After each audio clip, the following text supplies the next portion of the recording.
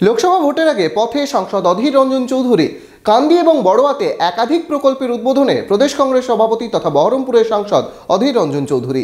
মনোবীক্ষণ polyclinic, চিকিৎসার জগতে এক দশক। এখন এখানে সব বিষয়ে ডাক্তারবাবু একসাথে তলায়। ফোন করুন 7477799515 এই নম্বরে।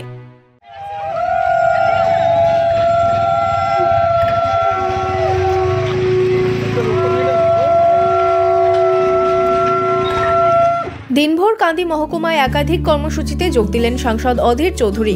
বুধবার সকালে কান্দির মহালন্দিতে শীতবস্ত্র প্রদানের অনুষ্ঠানে সামিল হল সাংসদ। এরপর কান্দি থানার পাশে পার্টি অফিসের বস্ত্র বিতরণের আয়োজন করা হয়। সেখান থেকে কান্দির যশোহরী আনুখা 1 নম্বর পঞ্চায়েতের আনুখা কালীবাড়ির পাশে সাংসদ তহবিল থেকে বিশুদ্ধ জল প্রকল্পের উদ্বোধন করেন অধীর চৌধুরী।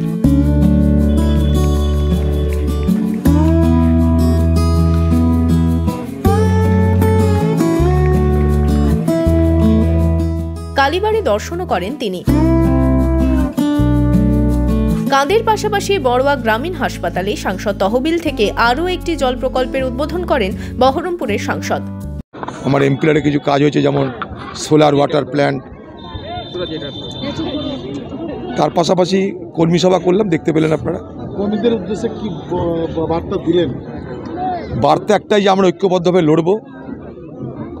এই এলাকার মানুষ কংগ্রেসকে সমর্থন করেছিল, তার জন্যই আমি বারবার এখান থেকে নির্বাচিত হয়েছি। আগামী দিনেও এখানকার কংগ্রেস কর্মীরা মানুষের বিশ্বাস আস্থা অর্জন করে কংগ্রেসের জয় নিশ্চিত করবে।